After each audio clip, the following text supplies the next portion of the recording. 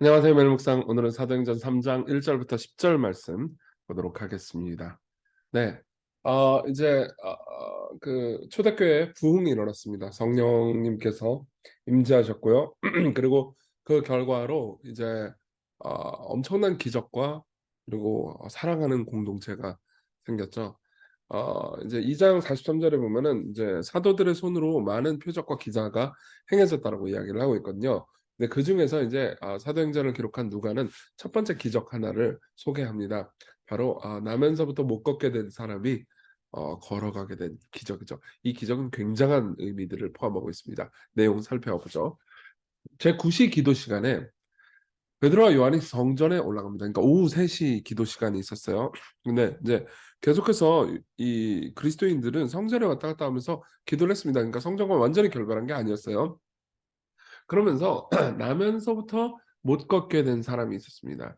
그 사람은 사람들이 메고 왔어요. 그러니까는 이 사람은 성전에 들어가는 사람에게 구걸하기 위해서 날마다 미문이라는 성전문에 두는 자들인 거죠. 어 어떤 한 사람이 있는데 이 사람은 미문이라는 곳에 있습니다. 요게 여러분들이 성전 구조를 좀 알아볼 필요가 있는데요.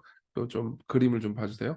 요게 미문이에요. 아름다운 문 이렇게 써 있죠. 요게 미문이고 요 전체가 성전인데 이 미문 바깥에서 사람들이 인제 특히 유대인들 남자들 있잖아요. 이 남자들이 인제 여기까지 들어오거든요. 여기 이스라엘의 뜰까지.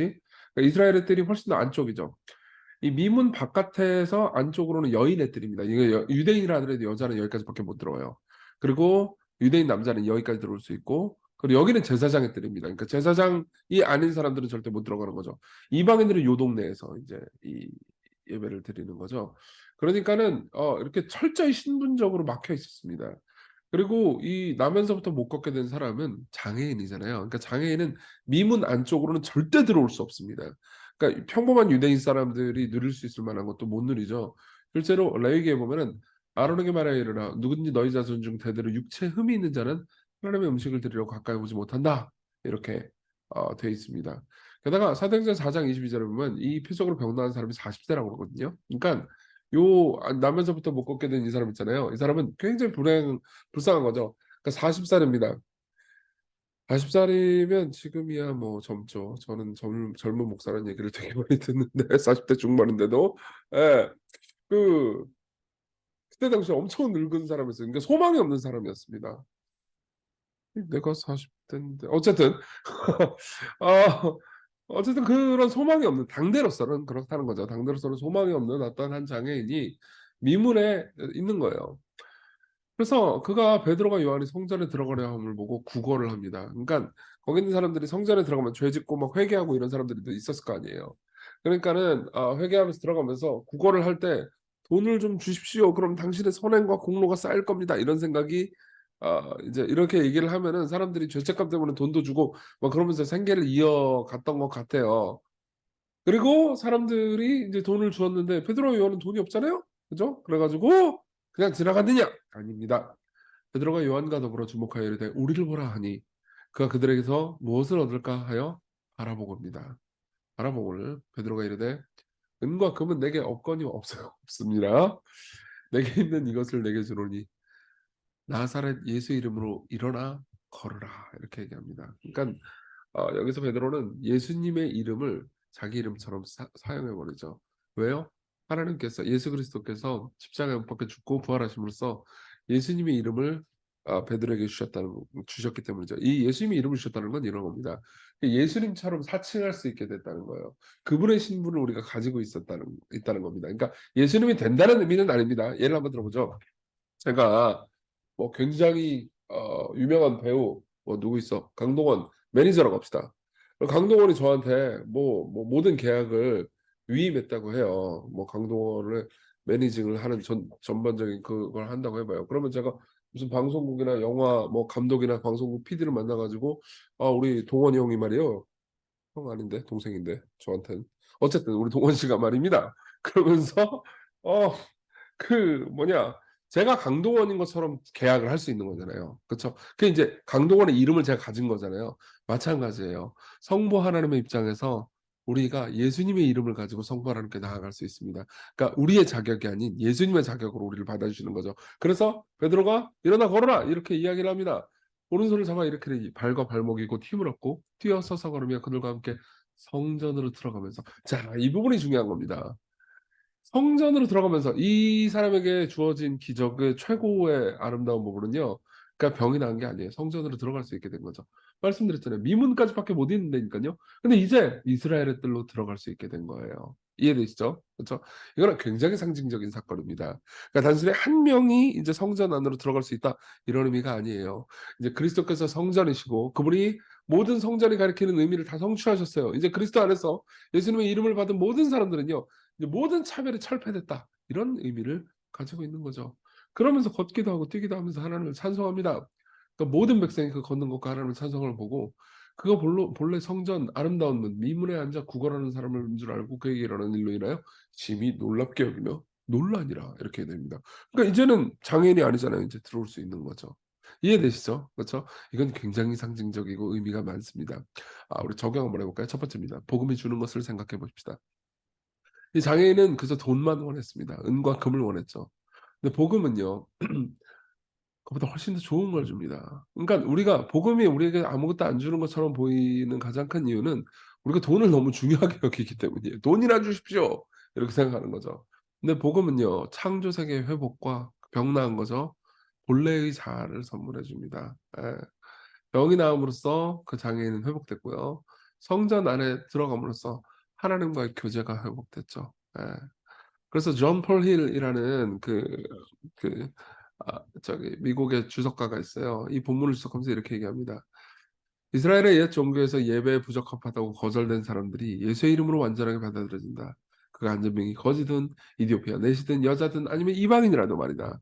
실제로 사도행전은 이런 차별이 박살나는 장면들을 계속해서 보여줍니다.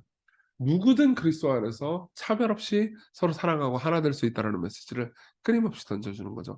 복음은요, 단순한 돈을 주는 게 아닙니다. 복음은 우리의 인간성 전체를 회복시켜 줍니다. 복음은요, 우리의 존엄함을 회복시켜 주는 거죠. 이게 복음이 주는 겁니다. 이걸 좀 깊이 생각해 봅시다. 그분은 우리에게 이름을 주셨습니다. 여러분들 모두에게도 마찬가지예요. 베드로가 받은 건 뭐죠? 이름입니다. 이건 저와 여러분들도 똑같이 받았어요. 톰 라이트의 책을 보면은 되게 재미있는 장면이 하나 나옵니다. 어떤 남자가 재밌는 얘기예요. 어떤 남자가 교회를 다니는 어떤 여자를 짝사랑한 거예요. 그래 가지고 그 여자하고 사귀고 싶어 가지고 교회를 계속 좀 다니고 있었던 거예요. 근데 그 여자는 인제 성가대에서 봉사를 하고 있는데 마침 그날 성경 봉독하기로 온 집사님 한 분이 교회에 결석을 한 거야. 뭐 일이 있어 가지고.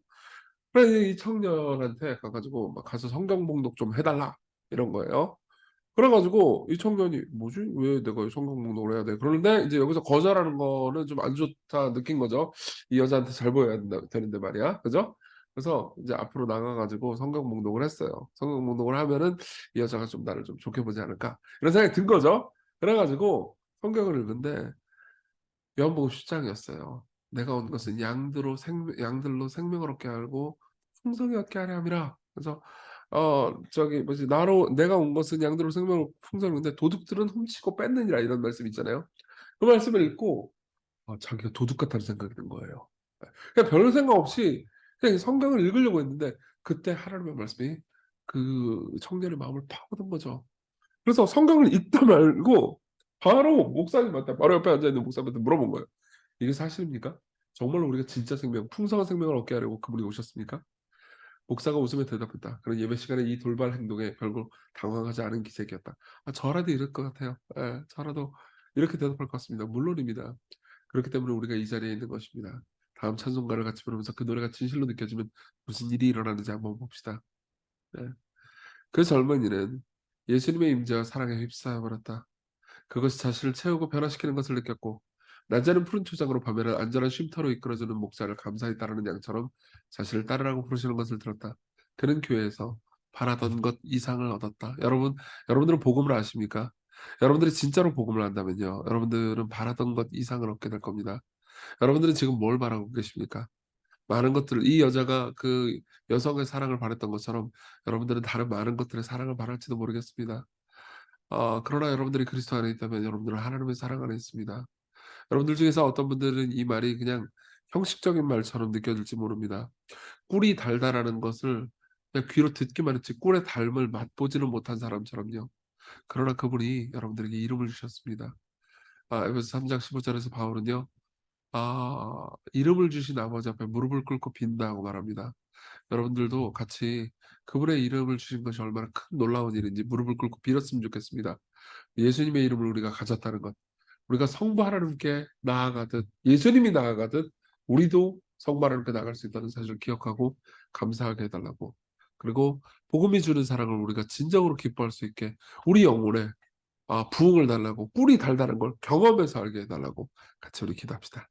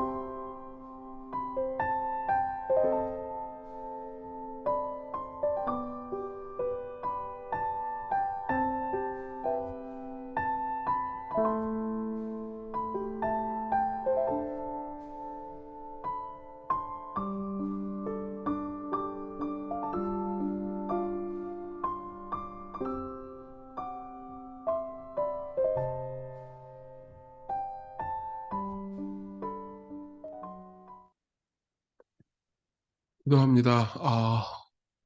예수님, 당신의 능력이, 당신이 제게 주신 이름이 우리에게 가장 귀한 선물임을 알게 하소서. 이 모든 것들이 그냥 귀로 들리기만 하고 삶에서 느껴지지 않는 사람들도 많습니다. 그들을 긍휼히 여겨주셔서 하나님께서 우리에게 얼마나 귀한 선물을 주셨는지 깨닫게 해주십시오. 예수님 이름으로 기도했습니다. 아멘. 네, 오늘 대부분이 쉬는 날이실 텐데요. 그래도 은혜로운 하루 보내셨으면 좋겠습니다.